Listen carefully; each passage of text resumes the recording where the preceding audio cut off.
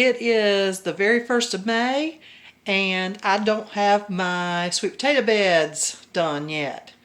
So I'm unwrapping these guys and setting them on the table so they can get some sunlight. We've got a few sprouts already. Focus. And we're going to mist them with a little bit of water. I've seen people growing them in jars of water. And we're not going to do that because we're growing these for sets, and I don't know if that's what they're doing or not. But I know that'll get them started without them being in the sawdust, and they need to be warm anyway, and we're still having some cool nights. But we're going to be getting their little bed ready this week, but I thought I'd let them start getting some sunlight. And this is how good they've looked. They've been all winter in their clothes basket, wrapped up in their individual newspapers with their little names on them. So we'll see how this works. And they're beautiful, aren't they?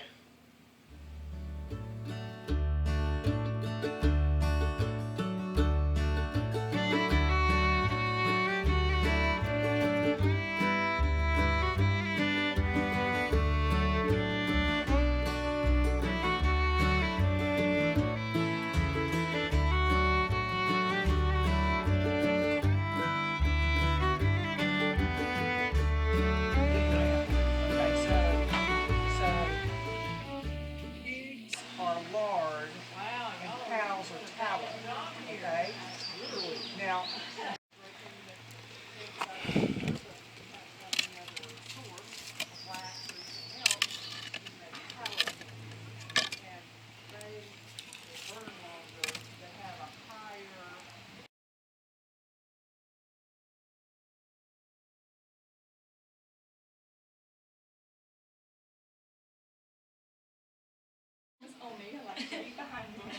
I love Miracle.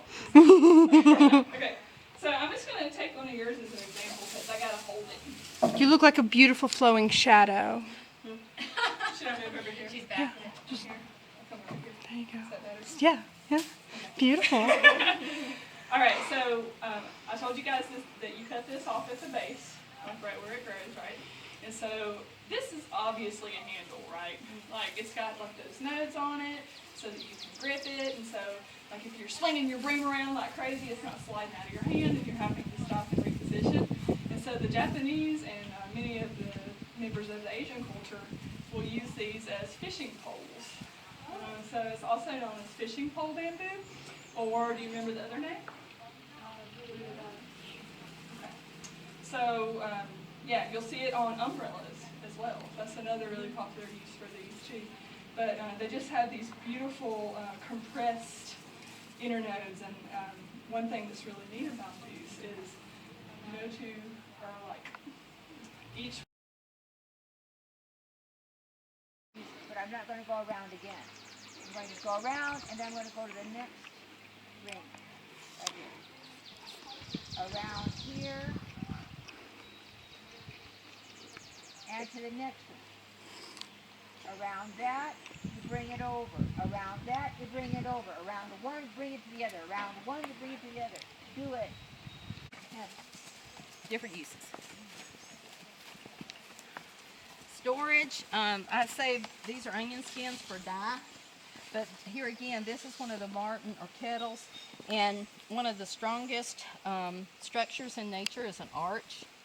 So with the gourds, you want to be careful. You don't want to just reach in and grab a gourd by the top, particularly if something's in it, but that's just a good thing to keep in mind.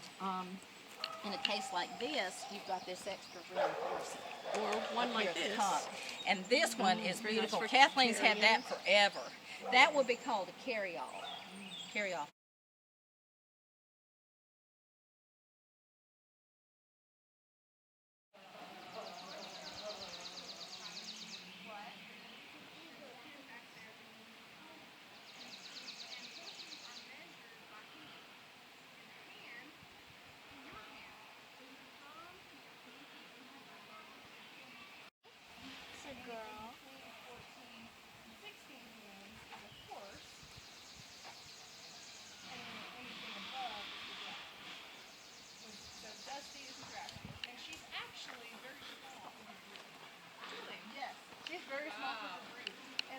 reason is because this is used to the barn, and he had her mama bred. Her mama couldn't fit in the barn, so he had her mother bred to a smaller stallion.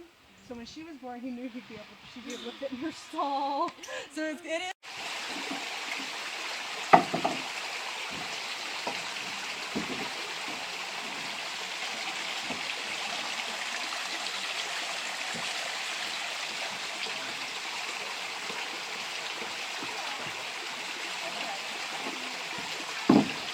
Measure how we're dosing ourselves with these medicines. So if you're done peeling the leaves off of the ground ivy, we can start chopping it. So we've got knives here. Everybody take a sharp knife. We are woods women, so we know how to use knives safely, I hope. I'm sure. We'll learn if we don't.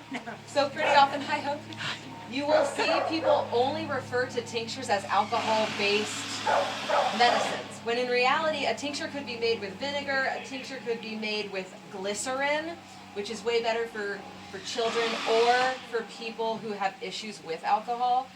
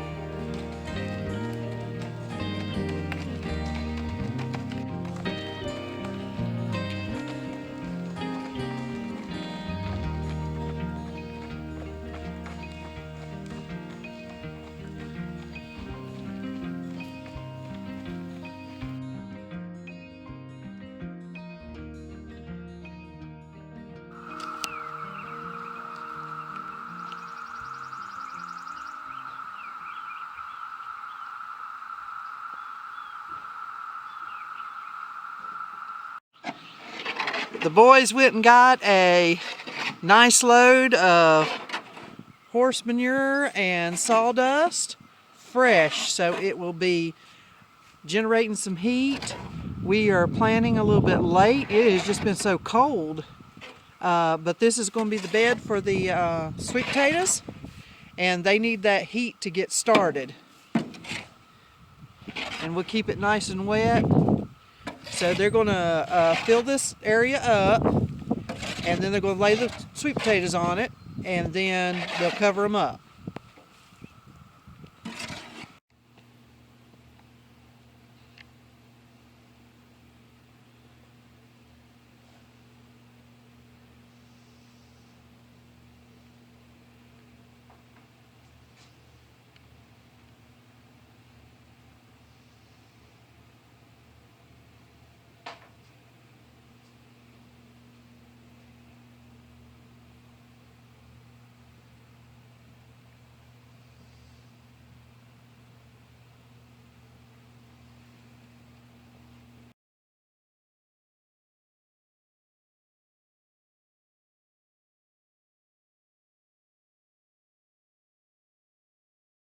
All the Homestead babies.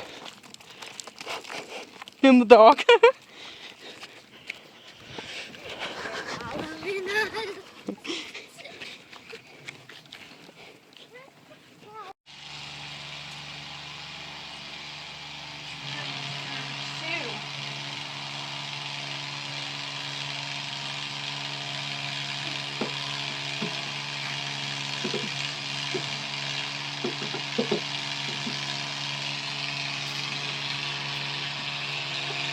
She's trying to put on her shoes.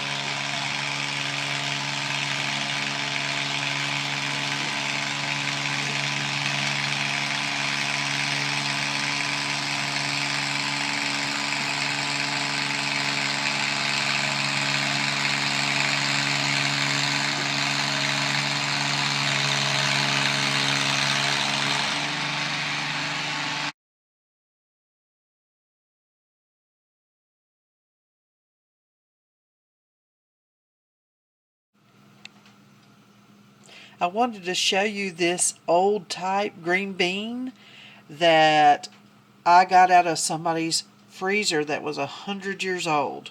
And they are called striped doublebacks. And I just think they're beautiful. And I have been trying to save the seeds for them. So we grew them last year. Let me get that focus.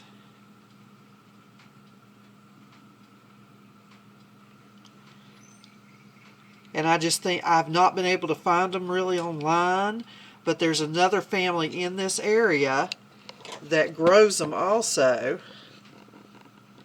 and they knew exactly what I was talking about. So we're going to go out and plant these today, and they're just a pole green bean, and they just take place around this area. We grow the white half runners, so this is what I grow instead of the white half runners.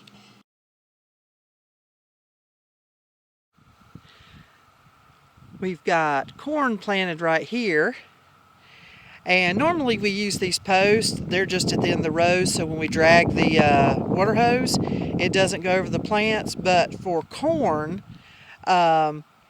we always put a string across the corn, and I know that sounds crazy, but this will keep the crows from pulling up the corn. We have a very big crow population here, and if you do not put something over the corn rows, as soon as those little baby corns pop their head out, the crows will come and pull them right out of the ground and eat the corn.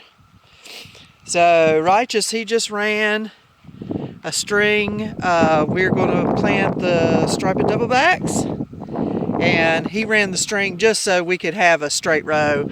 And we put T-post on these rows because we're going to put the cattle panels for the green beans to run up.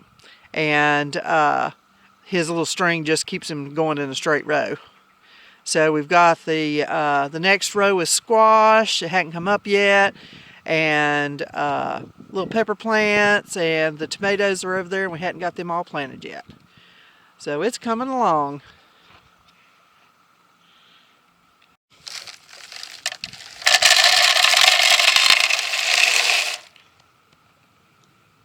This is a little Earthway garden cedar I got at a yard sale, and us and Papaw's been using this thing for years, and it really works good for us.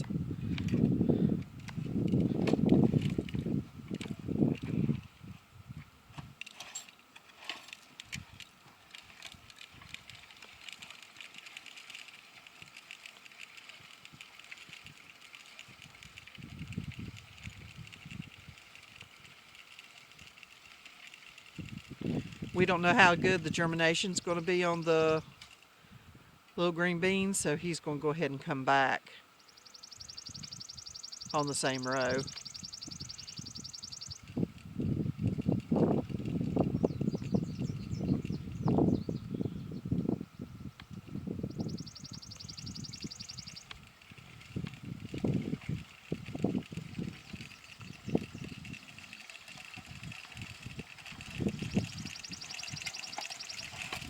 It's just as easy as that.